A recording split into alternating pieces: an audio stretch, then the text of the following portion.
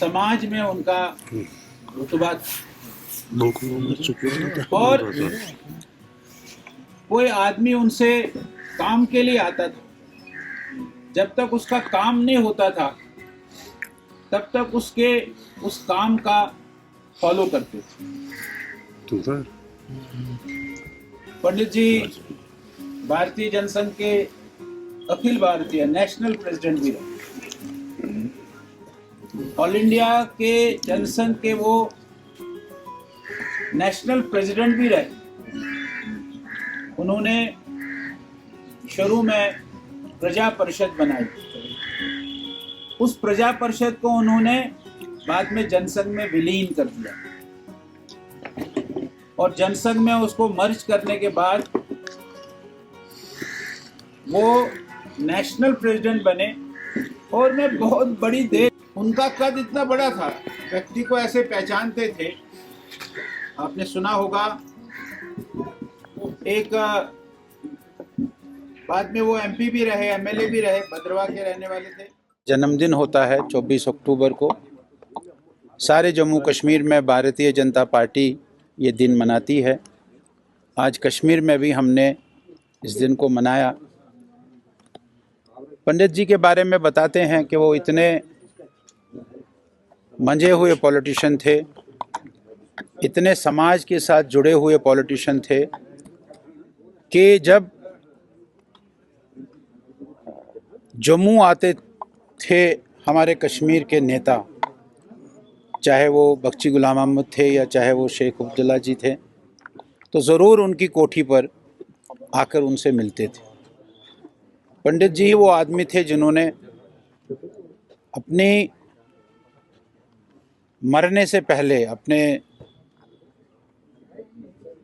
जीवन को परमात्मा से विलीन करने से पहले उन्होंने अपनी कोठी को एक ट्रस्ट को दिया था और उसी कोठी में भारतीय जनता पार्टी का कच्ची छावनी में कार्यालय चलता है।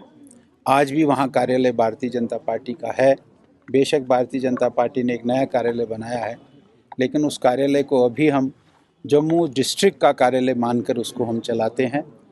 ये पंडित जी की ही ऐसी सोच थी कि उन्होंने अपनी कोठी को भी भारतीय जनता पार्टी के लिए समर्पित किया था। ऐसे पंडित जी को आज हम याद करते हैं। पंडित जी के आज के दिन पर हम सारे जम्मू में विशेषकर हम हर पोलिंग बूथ पर खेल कूद के कार्यक्रम करते हैं।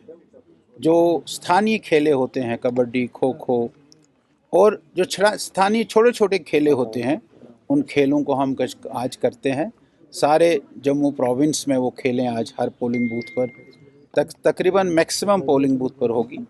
पंडित प्रेमनाथ डोगरा जी का चौक भी जम्मू में है। आज उस चौक पर सुबह कार्यक्रम होता है।